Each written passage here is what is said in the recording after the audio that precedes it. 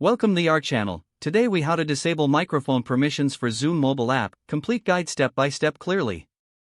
To disable microphone permissions for the Zoom mobile app, begin by unlocking your mobile device. Locate the settings icon on your home screen and tap it to open the settings menu. Scroll down until you find the option labeled privacy and select it. In the privacy menu, look for microphone and tap on that option. You will see a list of apps that have access to your microphone. Locate the Zoom app in the list. Toggle the switch next to Zoom to the off position. This action will revoke microphone permissions for the app.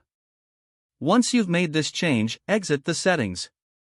Open the Zoom app to confirm that the changes have been applied. You should now be notified if the app tries to access your microphone.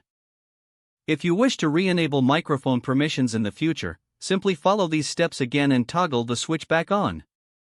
This concludes the process for disabling microphone permissions for the Zoom mobile app.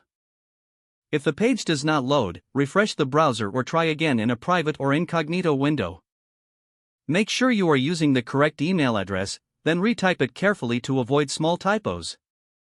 If your password is not accepted, use the reset option and create a new strong password you can remember. Check your spam folder for verification or security emails, then complete any requested confirmation steps.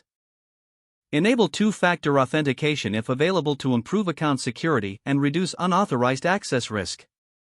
After signing in, review your profile details so your contact information and settings are accurate and current. If you see an error message, note it down and try again after restarting your device and internet connection. Log out when you finish, especially on shared devices, to keep your account and payment information secure. If the page does not load, refresh the browser or try again in a private or incognito window. Make sure you are using the correct email address, then retype it carefully to avoid small typos. If your password is not accepted, use the reset option and create a new strong password you can remember. Check your spam folder for verification or security emails, then complete any requested confirmation steps. Enable two-factor authentication if available to improve account security and reduce unauthorized access risk. After signing in, review your profile details so your contact information and settings are accurate and current. If you see an error message, note it down and try again after restarting your device and internet connection.